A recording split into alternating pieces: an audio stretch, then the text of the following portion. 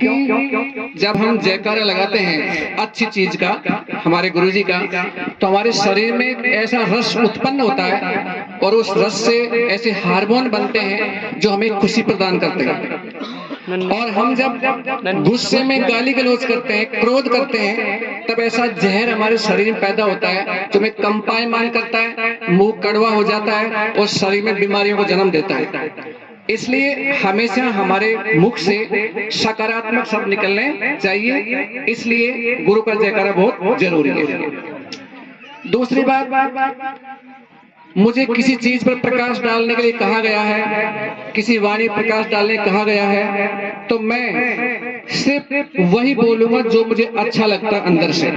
मैं अपनी अभिव्यक्ति, अगर मुझे मौका दिया गया है तो मैं वही बोलूंगा जो मुझे अच्छा लगता है। अच्छा लगने का मतलब जो मेरे विश्वास पे खरा उतरा है।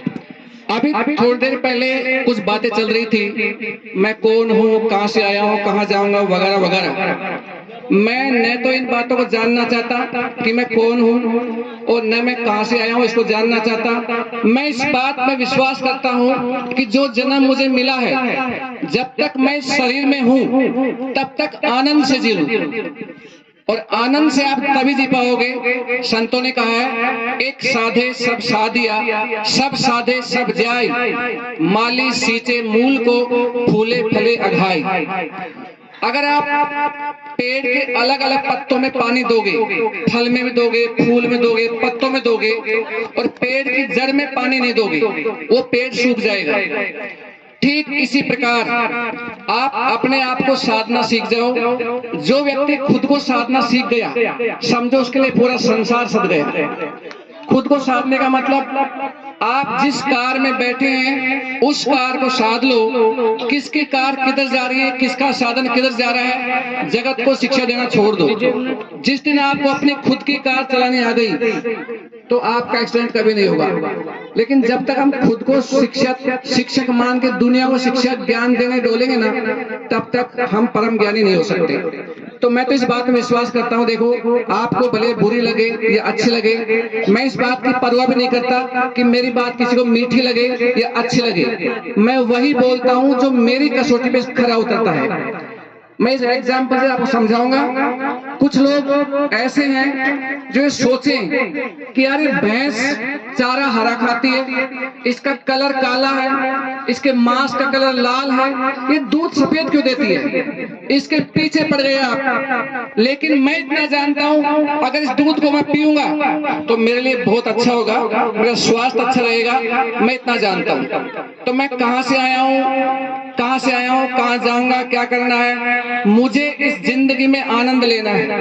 और आनंद आप तभी ले पाओगे जब पूरे संसार में आपका कोई दुश्मन नहीं होगा, सभी से प्रेम करोगे, है ना। तो एक मोहब्बत एकमात्र ऐसी चीज है, अगर आपके जीवन में मोहब्बत के रंग बरसेंगे, प्रेम के रंग बरसेंगे, तो पूरे संसार में आपका कोई दुश्मन होगा नहीं। और जब पूरे संसार में आपका दुश्मन होगा ही नहीं कोई, तो आपको दुख हो ही नहीं सकता। सबसे बड़ा सुरक्षा कवच हमारा जो दुखों से रक्षा करता है, वो एक सुरक्षा कवच हमारा। तुम इतना प्रेम में हो जाओ, और ऐसा नहीं कि प्रेम मनुष्यों से करे, जानवर से, पेड़ पौधों से, इस पूरी प्रकृति से प्रेम करोगे ना, तो आपके अंदर एक ऐसा रस का उत्पादन होगा, आप हमेशा खुश रहेंगे। तो मैं यही कहना चाहता हूँ कि एक साधे सब साधिया, सब साधे सब जाय, यानी खुद को साधना सीख जाओ कि मैं कैसे कर्म करता हूँ, उसके परिणाम क्या होते हैं। जब मैं गुस्सा करता हूँ उसके परिणाम क्या होते हैं, और जब मैंने प्रेम करके देखा उसके परिणाम क्या होते हैं। जब दोनों में फर्क निकालना हम सीख जाएंगे तो हमें अपने आप पता लग जाएगा। दूसरी बात, न तो गौतम बुद्ध ने पूछा कि मुझे कोई समझाओ मैं कौन हूँ, कहाँ से आया हूँ। जब तक स्वयं अपनी चेतना को नहीं पहचानोगे, अकेले एकांत में बैठ करके अपने आप से नहीं पूछोगे, बार बार प्रयास नहीं करोगे, तब तक आप नहीं जान सकते।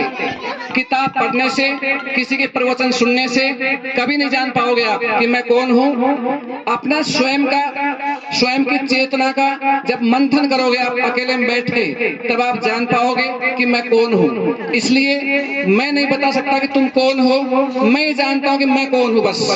और तुम स्वयं भी जान सकते हो कि तुम कौन हो, किसी के बताने से, किसी के पूछने से कभी नहीं जान पाओगे। मैं एक चेतना हूँ जो जान सकती हूँ, मैं समझ सकती हूँ, मैं अनुभव कर सकती हूँ कि मैं शरीर रूपी जन्म मैंने लिया है, ये सब मैं जान सकता हूँ। जो अपने आप को जान सकता है वह चेतना है, इसके अलावा तुम कुछ भी नहीं हो। तो आप कौन हैं इसकी परवाह छोड़ो। जब तक इस जिंदगी में हो, जब तक इस शरीर में हो, तब तक आनंद से कैसे जिया जा सकता है इसकी परवाह करो बस। क्योंकि अगला जन्म है या नहीं है, न तो आपको पता और न मुझे पता। इतना पता है कि जब तक इस शरीर में हूं, तब तक जीवन का आनंद लिया जा सकता है। और आनंद का मतलब आपका इस संसार में कोई दुश्मन ना हो, आपसे सभी प्रेम करें और आप सभी से प्रेम करें। एक ये मूल ज्ञान, मैं ज्यादा समय लेना उचित नहीं समझता क्योंकि सभी लोग ज्ञानी बैठे हैं। एक ही परम ज्ञान है कि जैसा आप दुनिया से चाहते हो वैसा दुनिया के साथ करना सीख जाओ बस। हम सब दुनिया से प्रेम चाहते हैं, हाँ है ना, हाँ हम सब दुनिया से प्रेम मोहब्बत चाहते हैं, बट हम करते नहीं हैं। हम नफरत करते हैं और उम्मीद प्रेम की करते हैं। तो एक ही मूल मंत्र है सुखी रहने का, आनंद रहने का। जो आप अपने साथ नहीं चाहते वो किसी के साथ मत करो। आप अपने साथ बेईमानी नहीं चाहते, तुम भी मत करो। आप अपने साथ छल कपट नहीं चाहते, तुम भी मत करो। सारा रोग धुल जाएगा। तो मैं ज्यादा नहीं बोलते हुए अपना स्थान ग्रहण करता हूँ। आप सभी ने कुछ देर मुझे सुना, इसके लिए आपका बहुत बहुत अनुग्रहित हूँ। और अंत में आप सभी के भीतर बैठे परमात्मा को, आपके भीतर विराजमान परमात्मा को प्रणाम करता हूँ। मेरा प्रणाम स्वीकार करें। धन्यवाद।